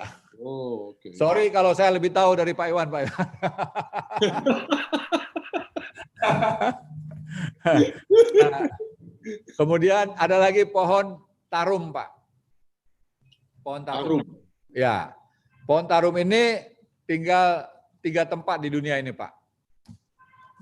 Yaitu yang pertama di hutan di Brazil, yang kedua di sebuah kepulauan di suatu pulau di PNG, nama pulaunya lupa saya. Ya, jadi satu lagi adalah di Kepulauan Tanimbar, Pak. Oke. Untuk apa nih, Pak, di tanaman ini, Pak? Pohon tarum itu, Pak, termasuk kayunya langka, Pak. Dan saya yang minta Bupati untuk kerja keras, jangan sampai lagi pohon itu ditebang, Pak. Saya sempat dengan pesawatnya TNI Angkatan Laut melintas di utaranya Tanimbar, saya lihat banyak pohon-pohon itu diangkuti dengan kapal, kemudian saya tugaskan staf saya untuk cek. Ya, ternyata pohon itu jumlahnya sangat banyak di sana. Walaupun mereka berdalih sudah ada kerjasama dengan desa adat, dengan dengan raja, tetapi bagi saya pohon-pohon itu harus dilindungi karena sudah langka sekali, Pak. Pohon tarum. Dan pohon itu sulit sekali dibudidayakan.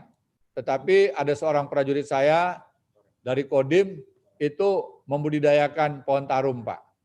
Pada tahun 2015-16, kemudian tahun 2017 pohon ini diberikan ke Kebun Raya Bogor, Pak. Diserahkan ke Kebun Raya Bogor. Ternyata Kebun Raya Bogor, menurut penjelasan dari Kepala Kebun Raya Bogor, kami harus menunggu 200 tahun untuk mendapatkan pohon tarum ini, Pak. Bapak bayangkan coba. Wow. Wow. Ya, Praka Hajima. Jadi dia yang membuat membudidayakan dengan keterampilan yang dia miliki setelah dia mengikuti penataran, dikirim oleh dandimnya ke Bogor untuk belajar. Ya.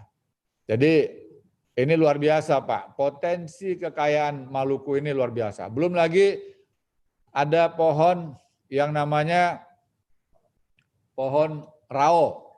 Itu pun tinggi sekali, Pak. Bisa mencapai tinggi 30-40 meter, Pak. Pohon rao. Ada pohon lingua.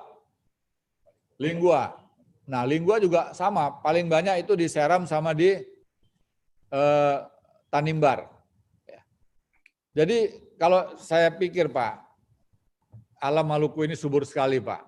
Makanya Belanda sangat senang dia di Maluku. Ya, dan kekayaan Belanda itu berasal dari bumi raja-raja, Pak. Kalau dia bilang bukan, ya buktinya itu tadi tuh. Ada tulisan di sana itu. Ya, jadi itu bukti sejarah dan bahwa Belanda VOC menjadi salah satu perusahaan terkaya di dunia tidak ada yang bantah, Pak. Ya, sejarah telah mencatat. Dan ini yang perlu kita pikirkan ke depan, bagaimana seluruh komponen masyarakat Maluku, baik di dalam maupun di luar negeri, bersatu, berpikir, dan merencanakan program apa yang harus dilakukan agar Maluku bisa sejahtera, agar Maluku bisa maju. Maluku, menurut saya, itu tanpa bantuan dari manapun, asal komponen lokal ini bisa bergerak semuanya, Pak, itu dengan cepat akan berkembang. Ya, perikanan, semua orang butuh makanan, Pak. Dalam situasi COVID seperti sekarang ini pun, ikan menjadi salah satu obat untuk meningkatkan imunitas tubuh kita. Dan terbukti tadi, Pak Jeffrey CS itu mengirimkan ikan ke rumah sakit Wisma Atlet, termasuk di Secapa Angkatan Darat. Ya.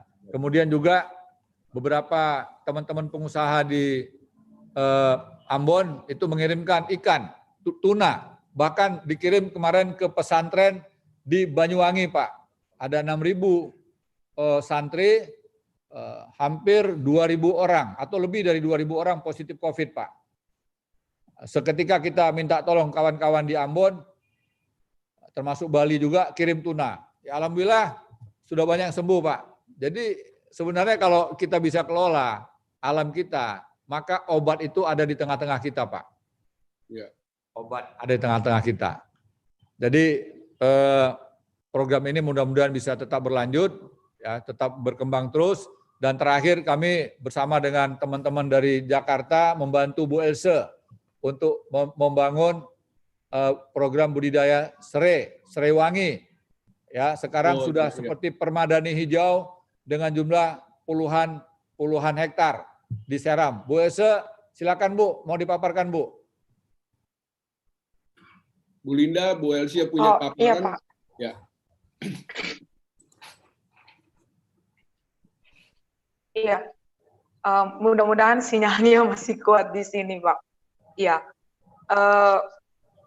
terima kasih, Pak. Jadi setelah Bapak pergi, waktu itu kita ingat kita bikin konser musik klasik dengan Ibu Ari Suteja tentang itu. Kemudian kami naik ke desa yang jalan kakinya 10 hari di daerah pegunungan, di kaki Gunung Murkele, daerah Manusela, Maraina, ada beberapa kampung di gunung di sana, Pak. Dan ketika turun dari situ, kami bersyukur bahwa kami kemudian bersama-sama dengan jaringan yang dibangun Bapak bisa membuat satu konsep pengembangan emas hijau untuk Maluku melalui beberapa tahapan. Yang pertama adalah tentang sereh merah. Sereh merah ini 6 bulan ditanam, dia sudah bisa suling, dan ini menjadi pendapatan harian atau bulanan ke masyarakat.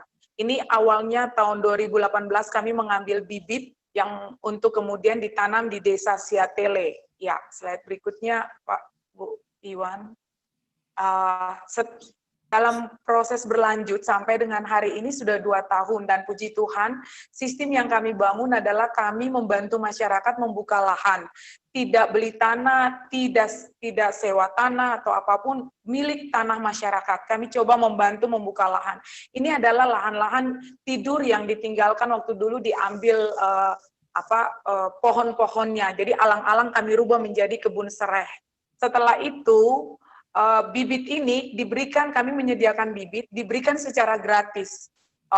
Saat ini kami siapkan pabrik untuk menampung sereh, sehingga mereka punya pendapatan untuk harian atau bulanan. Yang luar biasa, hitungan bisnisnya itu 1 rumpun 2 kilo, tetapi di sini tanpa pemeliharaan, tanpa pupuk 10 kilo, Pak. Jadi ini pasti tongnya harus lebih meningkat, karena 1 hektar itu bisa 50 ton.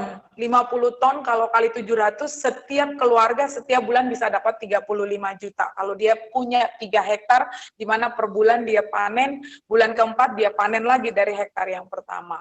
Nah, sekarang sudah memang cukup lama, tapi 2 tahun kami sudah ada hasil, dan sekarang sudah siap untuk peresmian, sudah penyulingan, dan saat ini juga kami menyediakan bibit. Untuk bibit kami sekarang jumlahnya 10 juta, Pak, untuk 1000 hektar akan dibagi ke masyarakat secara gratis.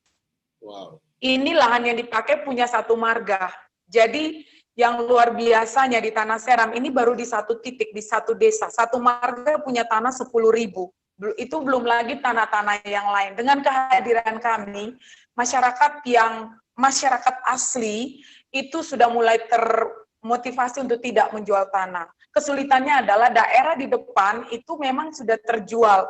Ada sebagian untuk transmigrasi dan sebagainya untuk orang lain. Tetapi kemudian mereka kesulitan untuk akses, masuk ke hutan perlu kendaraan. Tapi dengan kami menanam seperti ini, minimal di dekat rumah mereka ada pendapatan yang mereka bisa dapatkan. Yang kami siapkan yang berikut adalah bibit pala, bibit masoya, bibit, kemudian porang. Porang kami sudah mulai melakukan penanaman 1 tahun ini, dan bibit siap dibagi ke masyarakat. Porang sendiri punya pendapatan itu dalam 2 tahun untuk ukuran nasional 2 kilo, kalau di sini bisa 4-6 kilo, Pak, dalam uji coba waktu kami. Nah, itu berarti kalau 1 hektar untuk hitungannya itu bisa 500 juta. Setelah 2 tahun, tetapi kalau dia meningkat 2 kali berarti bisa 1 M 1 hektar. Sementara penyebarannya juga cepat. Kalau kita tanam 1 hektar dengan di sini katak bibitnya tuh kalau secara umum 4, Pak. Kita bisa sampai 20 sampai 40. Jadi Tanah Seram, tanah Pulau Ibu memang ini saya sudah 2 tahun di sini, amazing begitu, Pak, luar biasa. Dan ini berarti percepatan terjadi. Kalau kita tanam porang dari hutan yang dibuka hanya potong pohon-pohon kecil karena pohon besar tetap jadi pelindung, setelah itu diisi pala, Pak, diisi tanaman keras. Jadi akhirnya kita bisa mengembalikan hitungan yang VOC tadi, Pak, karena kalau 8 hektar saja 8.000 itu bisa 1 juta ton bibit pala. Kami hitung setelah 5 tahun itu bisa sama dengan pendapatan daripada pendapatan daerah beberapa triliun. Itu baru bisa dilakukan di 1 titik saja, Pak, 1 desa.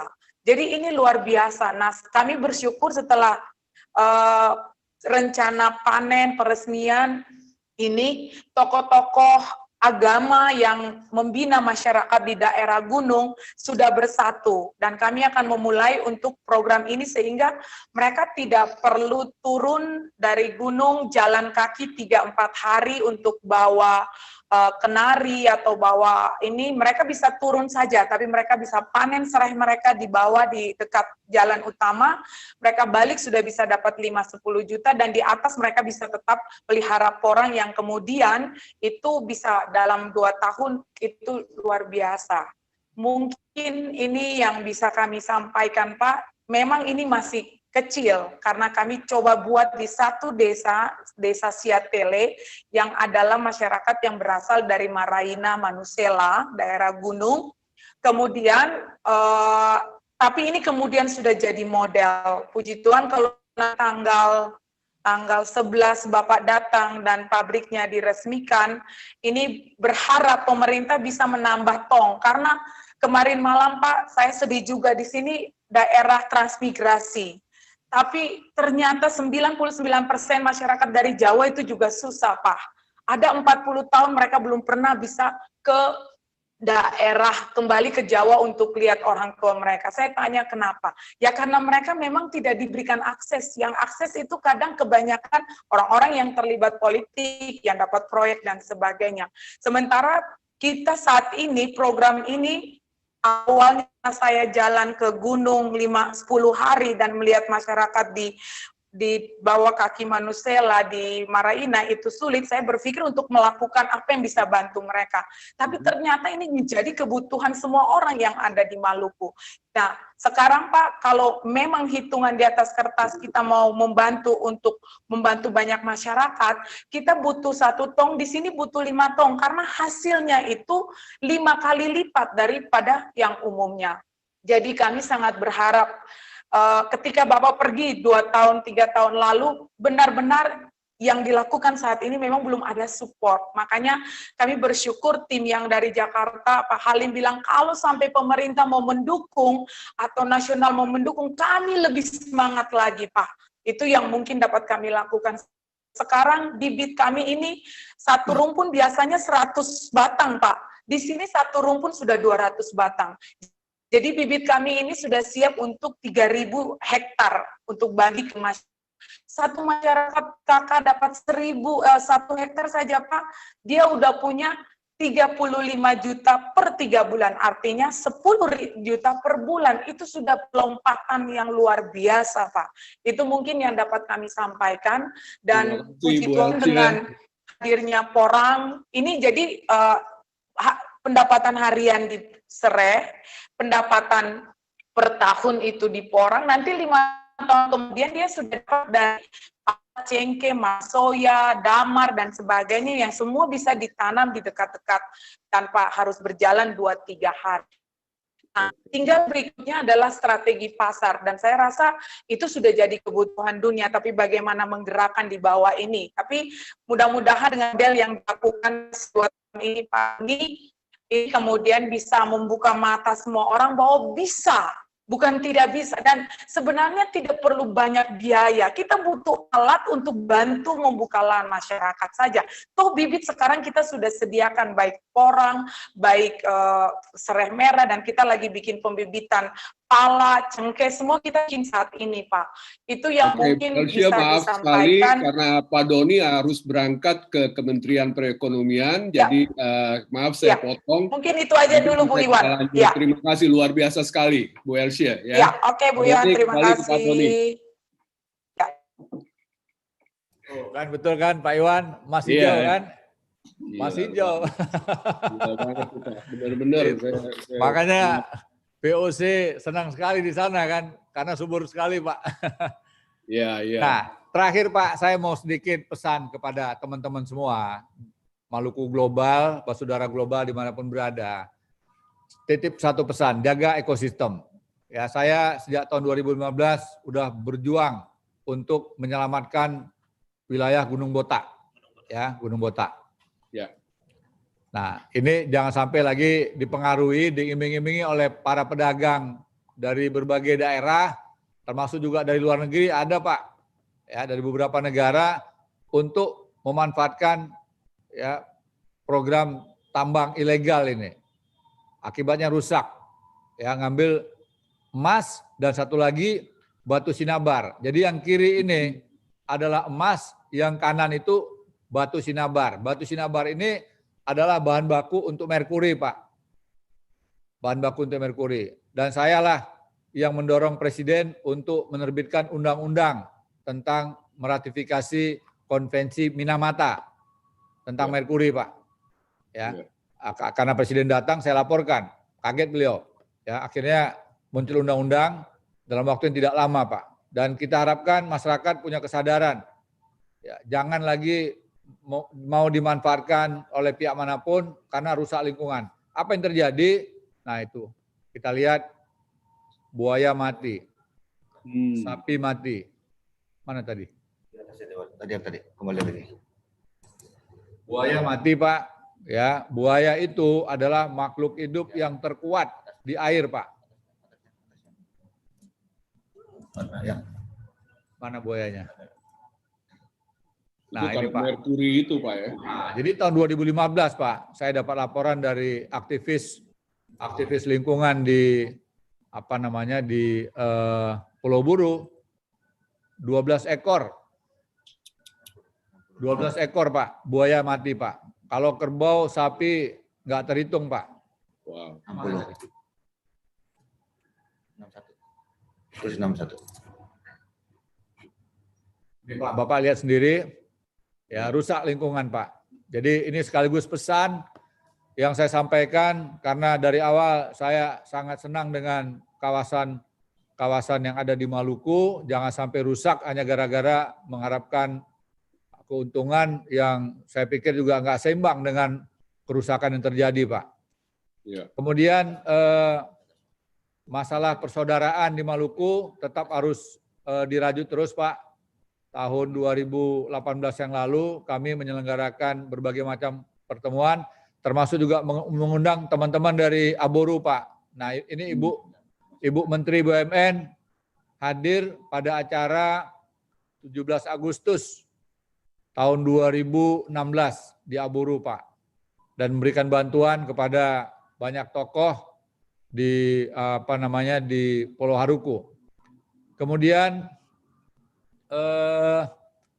pariwisata yang menurut saya sangat mudah untuk mendatangkan para wisatawan itu adalah yang piala-piala tadi. Lomba maraton. Di bawahnya.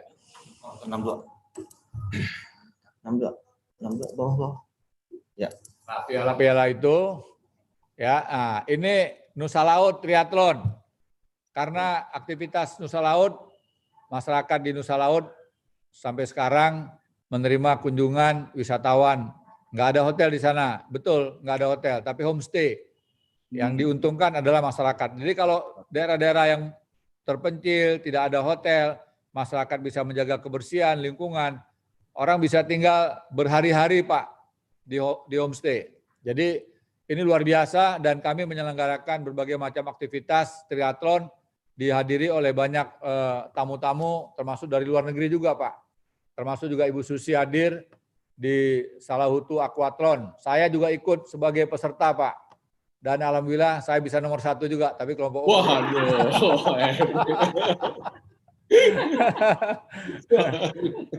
Terus yang terakhir Pak, ini saya tunjukkan ada video saya dikawal oleh ikan lumba-lumba Pak. Ini luar biasa Pak. Wow.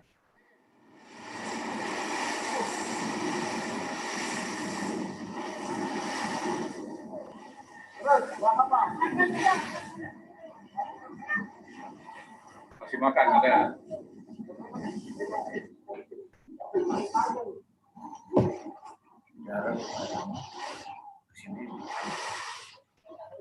Ini di daerah mana Pak?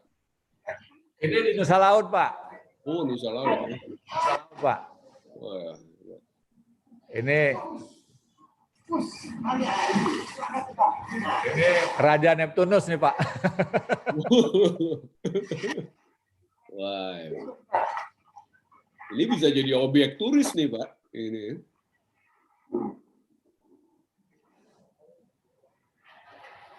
Tidak semua. Hebat luar biasa. Siap. Indahnya negeriku. Siap. Luar biasa. Luar biasa. Ya. Luar biasa. Kasihkan.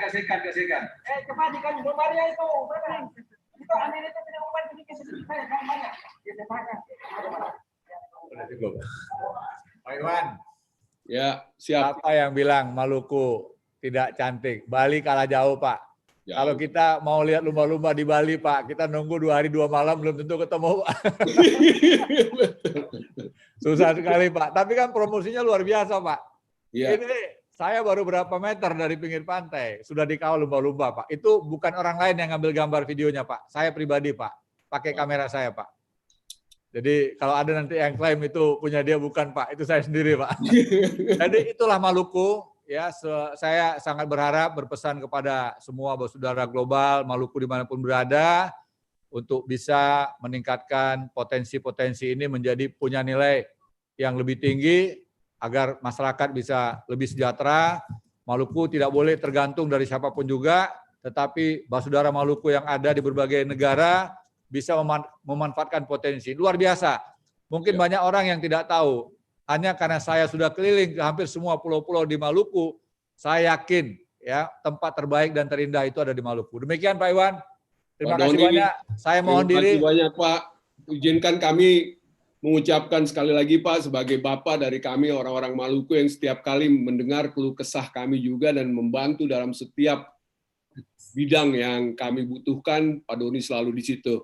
Izinkan kami putarkan video ucapan terima kasih dari semua anak-anak Maluku di seluruh dunia, Pak. Silakan Bu Linda.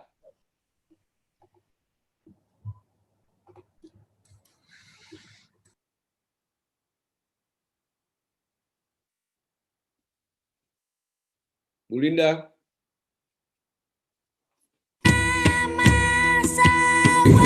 Iwan Muskita dari Basudara Maluku Global di Sydney, Australia mengucapkan terima kasih kepada Pak Doni Monardo yang telah memperhatikan anak-anak Maluku di Indonesia.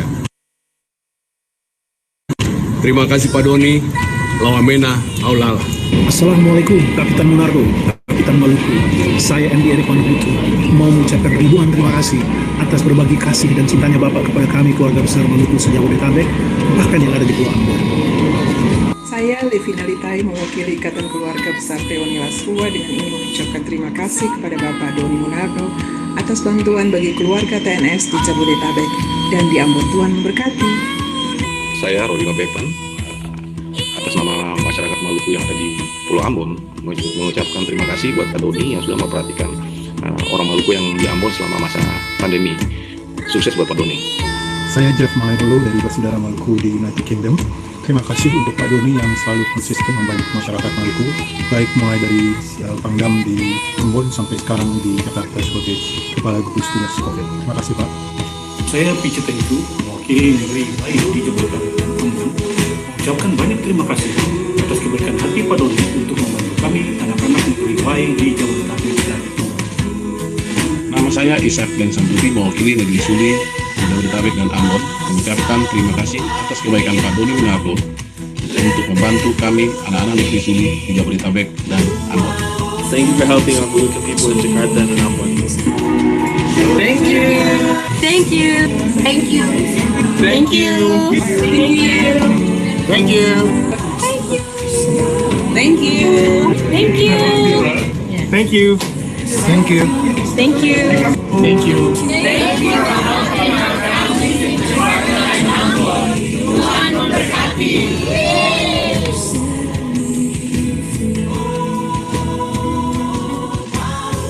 BTI Siti Halawa dari Desa Makariki, Kabupaten Maluku Tengah, yang juga adalah anggota BNG Sydney. Lewat kesempatan ini, saya mengucapkan terima kasih untuk Pak Doni atas kepedulian Bapak, cinta kasih dan perhatian Bapak yang diberikan bagi saudara saya di Jabodetabek. Sukses selalu Pak, God bless you.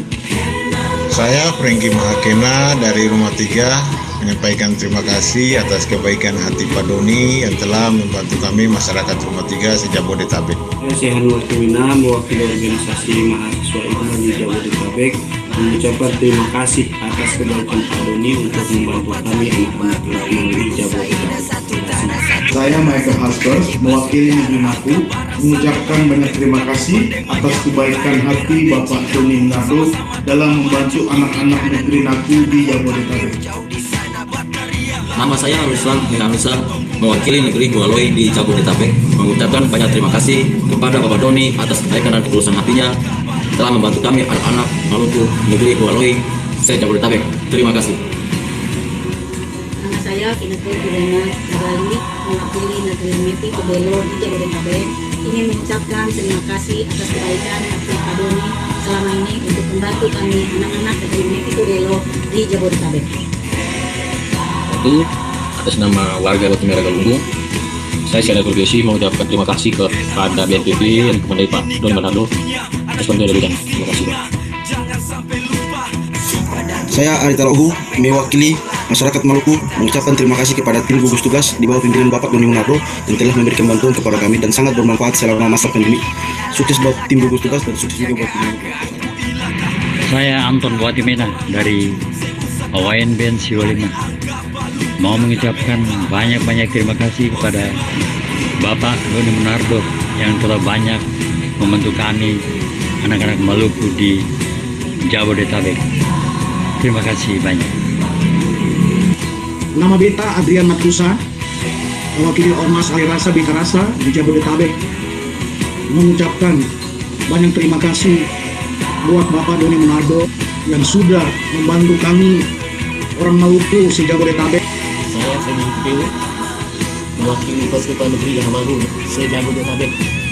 Mengucapkan banyak terima kasih Bapak Doni Monardo sudah banyak membantu kami anak negeri termasuk dan Saya Novilo Enapesi dari Negeri Tuahan mengucapkan terima kasih kepada Bapak Doni Monardo atas bantuan sembako yang sudah diterima oleh masyarakat Maluku se-Jabodetabek. Nama saya Nasir Latimela, mewakili Negeri Laimu di Jabodetabek, mengucapkan banyak terima kasih atas kebaikan Pak Doni untuk membantu kami anak-anak Negeri Laimu di Jabodetabek. Selamat sore Pak, saya Febi Lewakabesi, perwakilan dari Negeri Nalhia di Jakarta. Saya mengucapkan banyak terima kasih kepada Bapak Doni Monardo atas partisipasinya terhadap Maluku. Kiranya Allah senantiasa memberkati Bapak dan keluarga. Terima kasih. Saya Max Tanama, mewakili Negeri Abukisi Jabodetabek, mengucapkan terima kasih kepada Pak Doni Monardo atas bantuannya buat anak-anak negeri Abudu. Assalamualaikum warahmatullahi wabarakatuh. Salam sejahtera untuk kita semua. Nama saya Yusuf Gahons, mewakili dari Negeri Telur, Kecamatan Sapurwa yang ada di Jabodetabek. Pada kesempatan kali ini, saya akan mengucapkan terima kasih kepada Bapak Doni Monardo selaku mantan Pangdam Patimura atas bantuan Bapak dan partisipasi Bapak dalam membantu kami. Halo, selamat malam. Saya Albert Finaim, koordinator tim relawan perkumpulan Lealoi sama Suruh Abor Jabodetabek. Mengucapkan terima kasih kepada Bapak Doni Monardo yang telah memberikan bantuan kepada kami anak Maluku, khususnya anak-anak baru di Jabodetabek. Semoga Bapak tetap sehat, sukses dalam tugas dan tanggung jawab, dan Bapak serta keluarga selalu diberkati Tuhan. Saya Andi Kesanya, Ketua Perkumpulan Wayame. Dengan ini mengucapkan banyak terima kasih, khususnya buat Bapak Doni Monardo yang telah memberikan bantuan kepada kami, masyarakat Wayame Jabodetabek, selama pandemi. Terima kasih Pak Doni, sukses selalu. Saya Sostenes Herwawan, mengucapkan terima kasih buat Bapak Jenderal Doni Monardo beserta tim gugus tugas yang sudah membantu kami masyarakat Maluku, khususnya negeri Makariki yang ada di Jakarta, Jabodetabek ini, dan masyarakat Makariki yang ada di Kota Ambon. Selamat pagi, saya Yopi Maupun Kota mewakili Negeri Kutumuri yang ada di Jabodetabek. Ambon mengucapkan banyak terima kasih atas kebaikan hati Pak Doni Monardo untuk membantu kami anak-anak negeri Kutumuri Jabodetabek Ambon. Terima kasih, Tuhan memberkati. Amin. Assalamualaikum warahmatullahi wabarakatuh. Beta Ika Kualaya, Ketua Umum Bermasyarakat Dewa Kakania, Pusaka Seluruh Jabodetabek, mengucapkan banyak terima kasih kepada Bapak Doni Monardo yang telah berbuah hati untuk membantu kami masyarakat alias Jabodetabek. Selamat pagi, saya Elsia Litai dari perwakilan Perkumpulan Biologi Melatu Negeri Ulat Jabodetabek, mengucapkan banyak terima kasih kepada Bapak Doni Monardo untuk setiap bantuan yang boleh kami terima selama ini. Semoga Bapak selalu diberkahi oleh Tuhan, dijaga kesehatannya, dan selalu sukses dalam menjalankan tugas dan tanggung jawab Bapak di dalam pekerjaan maupun keluarga. Terima kasih. Saya Yandri Kapitawa, atas nama Persekutuan Keluarga Besar Negeri Oma di Jabodetabek, mengucapkan terima kasih untuk Pak Doni Monardo atas kebaikannya dan telah menerima bantuan BNPB. Lawamena Haulala. Terima kasih. Beta Nonce Watimena, mewakili Basudara di Layari Sudi, Ambon, mau mengucapkan banyak terima kasih kepada gugus tugas melalui koordinasi Bapak Doni Monardo. Bapak sudah sangat membantu kami di Ambon. Terima kasih. Selamat siang, saya Mario Tomaswat, perwakilan warga negeri Pitawai Lesunusa Amalatus Jabodetabek, mengucapkan terima kasih banyak kepada Bapak Jenderal Doni Monardo beserta tim gugus tugas yang telah membantu kami warga negeri Pitawai Lesunusa Jabodetabek. Beta Ketua Pemuda Nolo Kita Sobi Jabodetabek. Tolong mau menyampaikan dan banyak-banyak for Bapak Doni Monardo.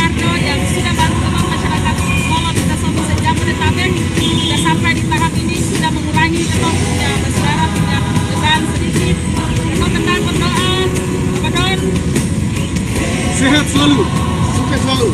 Tetap semangat. Tuhan Yesus memberkati. Dari Maluku for Indonesia, saya Lonta Lupulalang mengucapkan banyak terima kasih kepada Bapak Jenderal Doni Munardo bersama dengan tim gugus tugas yang telah membantu kami anak-anak Maluku. Tuhan memberkati. Saya, Erik Lopez, Ketua Perkumpulan Halom Jabodetabek. Saya atas nama keluarga besar Halom Jabodetabek dan keluarga Halom di Ambon, Maluku mengucapkan terima kasih banyak atas sumbangsih nyata bukti berbagi kasih dari Pak Doni Munardo. Saya Oktan Loya mewakili negeri Saparua di Jabodetabek mengucapkan banyak terima kasih atas kebaikan hati Pak Doni untuk membantu kami anak-anak negeri Saparua yang ada di Jabodetabek. Terima kasih. Saya Bukti Smith Menyerogun mewakili negeri K yang ada di Jabodetabek mengucapkan terima kasih kepada Pak Doni yang sudah berkati membantu kami anak K yang ada di Jabodetabek. Terima kasih. Nama saya Alex Bartola, mewakili Perkumpulan Masyarakat Keturunan Babat Jabodetabek, mengucapkan terima kasih banyak kepada Pak Doni atas kebaikan hati telah membantu kami. Terima kasih. Saya Rido Silui, mewakili negeri Amusu di Jabodetabek dan di Ambon, mengucapkan banyak terima kasih atas kebaikan hati Pak Doni Munardo membantu kami anak negeri Amusu di Jabodetabek dan di Ambon. Tuhan memberkati. Selamat pagi, Betari Samuel mewakili negeri Lia di Jabodetabek mengucapkan banyak terima kasih atas kebaikan hati Pak Doni. Pak Doni harus berangkat. Kita terima kasih banyak Pak Doni. Terima kasih yang luar biasa atas paparan hari ini dan juga hati Pak Doni terhadap kami anak-anak Maluku. Bapak tetap selalu menjadi kapitan bagi kami anak-anak Maluku. Terima kasih Pak, sukses untuk Bapak dan Tuhan Yang Maha Esa selalu menjaga dan memberkati setiap langkah kehidupan Bapak dan keluarga. Terima kasih Pak Doni dari kami semua. Terima kasih. Terima kasih Pak Iwan semuanya, terima kasih. Terima kasih Pak. Terima kasih.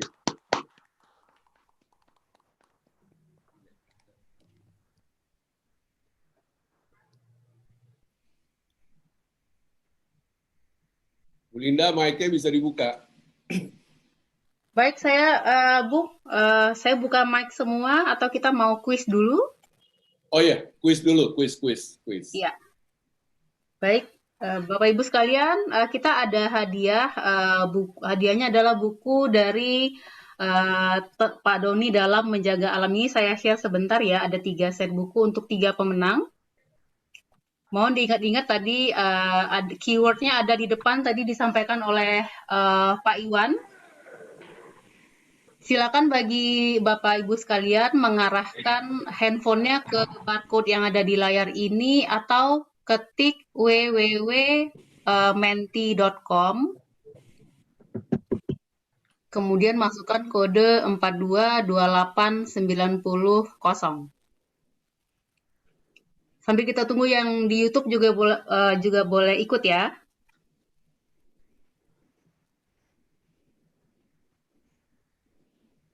Silakan ketik www.menti.com.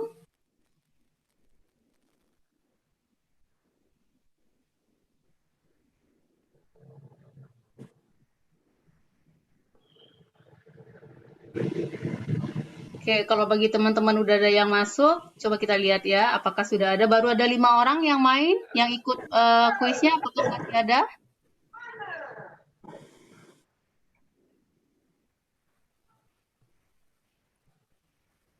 Ditunggu ya.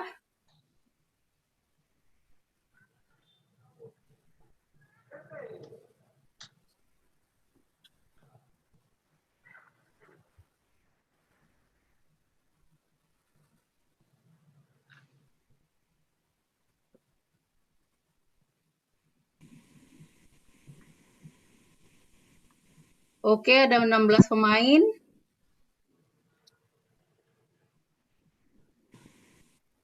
Oke, coba kita lihat siapa yang menang.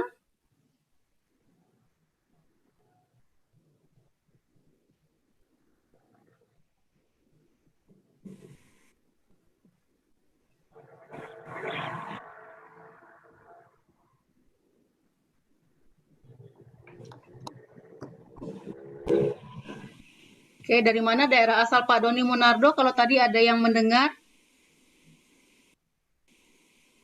Padang.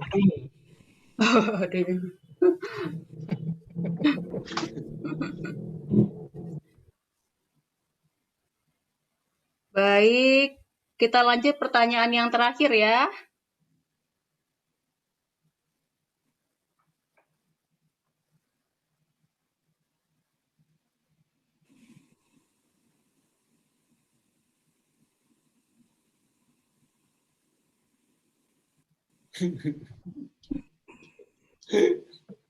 Om Iwan jangan tertawa.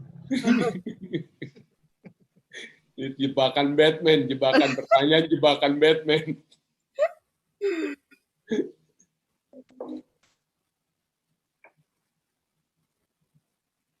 Bung Franky Mahakena jawab.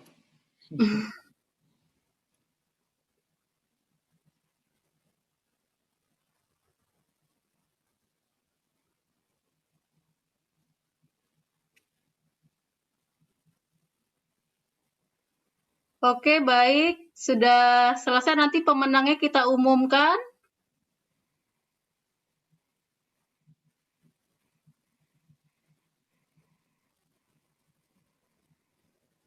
Nanti pengumumannya kita umumkan ya Bapak Ibu sekalian ya.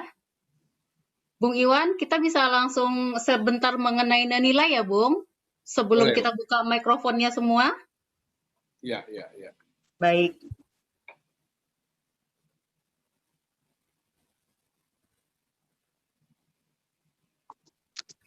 Baik Bapak Ibu sekalian, sebelum kita lanjut, nanti kita akan buka mikrofonnya semua. Kita mau menginformasikan untuk webinar selanjutnya di tanggal 25 September jam 4 sampai jam 2 sampai jam 4 waktu Indonesia Barat atau jam 4 sampai jam 6 waktu Indonesia Timur. Nanti adalah teman-teman dari Daya 5 yang akan berbagi baca cerita bersama-sama. Kalau selama ini baru dengar tentang Daya 5 begitu ya. Mudah-mudahan kita bisa saling sharing nanti.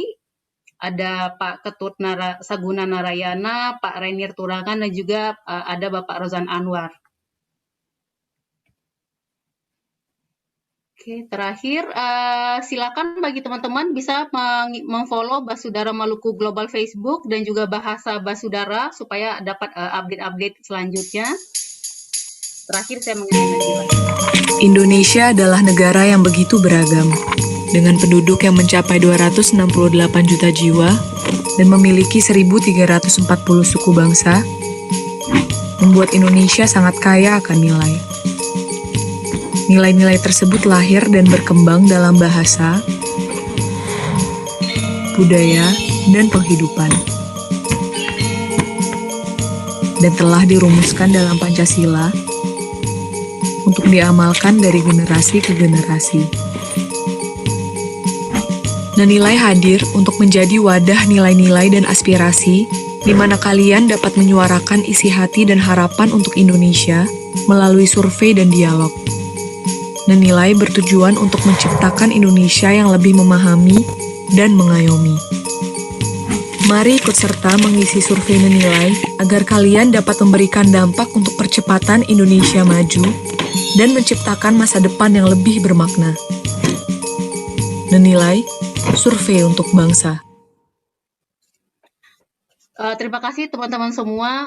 Kami dari Daya 5 mengajak teman-teman semua untuk ikut mengisi survei untuk bangsa yang kami sebut dengan nilai. Untuk link surveinya sendiri bisa diketik dengan bit.ly/survey nilai atau bisa juga mengarahkan handphone kepada barcode yang ada di layar ini. Senang sekali support dari teman-teman semua untuk kita bisa sama-sama mempersiapkan generasi muda kita untuk menyambut Indonesia yang maju ke depannya. Sekian dari saya. Kalau ada update silakan di-follow Instagram nenilai.id ataupun Facebook nenilai.id. Baik, terima kasih teman-teman. Oke, terima kasih Bu Linda. Kita bisa buka mic-nya dan biar semua bisa saling bersapa dan saling memberikan. Oke, silakan sudah bisa teman-teman untuk meng-unmute, silakan ditekan. Halo, bisa dengar? Yes, apakah sudah bisa meng-unmute dirinya? Silakan. Terima kasih Daya 5, luar biasa. Terima kasih Daya. Luar biasa acaranya. Terima kasih. Terima kasih. Semua. Terima kasih Bung Iwan. Terima kasih. Terima kasih. Terima kasih semuanya. Bung Iwan, hari ini luar biasa loh. Saudara semua. Kita sampai menangis ini. Bapak Raja Suli, terima kasih. Kita sampai menangis ini Bung Iwan. Saya sangka kalau di Maluku punya kayak gitu. Hari ini mantap betul nih, mantap. Bapak Raja Suli, terima kasih. Bapak banyak. Pak Dodi, apa kabar? Kabar baik. Henry Timisela, halo Bung. Bung Henry. Terima kasih banyak. Kenapa nih, Ramas nih? Bung Henry Timisela. Bung Wate, terima kasih. Andi. Henry Timisela, selamat hari. Ya, mau foto dulu. Pak Mas Ratu, terima kasih. Bung Jeff Malaholo. Bapak Angki jam diam-diam sah. Oh iya. Wandi, terima kasih. Pak Latuni, terima kasih. Terima kasih. Terima kasih. Angke lagi Bung Manolo. Dan saudara semua. Terima kasih. Terima kasih. Bung Rory. Selamat sore semua. Rangke banyak mantap. Mantap. Bung Isa buat semua. Bung Isa kepala sekolah di Jakarta. Banyak. Tuh semua suruh adik-adik semua masuk kursus dulu. Bikin lebih rapi. Luar biasa. Bu Pice kemana Bu Pice? Bu Pice, selamat siang. Pak Rodi. Tata usaha tuh Bu Pice itu. Terima kasih Bung. Hadir Om Dodi. Bung Rio Riri Hena, selamat. Bung Dodi mana anggota suruh daftar dulu. Gampang, kita lagi suka masuk tapi dia belum daftar nih. Yuk, kita tunggu ya. Ya. Oke. Biar kelas penuh. Wicak. Betul ya Wicak. Bung Angki Makina. Siap. Pak Peda dulu, Pak Guru. Bung Semi Santo. Bung Iwan di mana Bung Iwan? Boleh Bung Rido, boleh. Apa tempo? Apa tempo nih? Kan ketemu kumpul dulu, Bapak Guru. Boleh. Akhirnya kita orang lihat musik Lolita di sini. Tapi kita tunggu musik Andi hadir ya. Ada Natalia Sukoperus. Natalia Sukoperus. Ini orang itu perlu Bung Andi mesti hadir supaya ketemu makan papeda dulu. Ini Jakarta lockdown hari Senin bagaimana? Aduh. Lockdown Senin. Ayo. Nanti kalau di Depok saja Bung. Iya. Gubernur terpintar di dunia, jadi lockdown harus Senin. Jelas. Lockdown tapi ketemu jelas. Gubernur rasa presiden. Bung Andi kita dari Ambon doakan saja. Ya, menteri belum bilang lockdown tapi gubernur berani bilang lockdown. Sasa. Bung Rory, selamat Bung Rory.